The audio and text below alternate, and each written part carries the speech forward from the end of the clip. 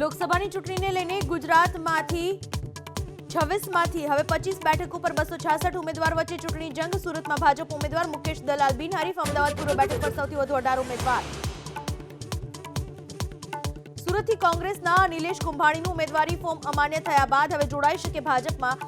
આ સપ્તાહના અંતમાં કે ત્યારબાદ કુંભાણી કરી શકે કેસરિયા। ભાજપની તૈયારીઓ પૂર્ણ।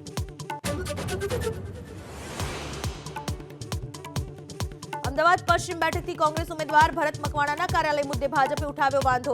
4,77,000 રૂપિયાનો ટેક્સ બાકી હોવાનો ભાજપ નેતા ભૂષણ ભટ્ટનો આરોપ।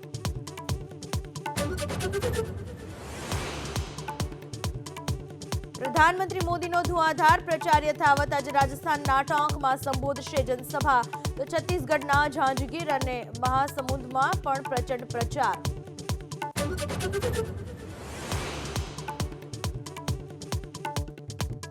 ગુજરાત સહિત દેશભરમાં હનુમાન જયંતીની ધામધૂમથી ઉજવણી। સાળંગપુરમાં મંગળા આરતી, શણગાર આરતીમાં ઉમટ્યા હજારો ભક્તો।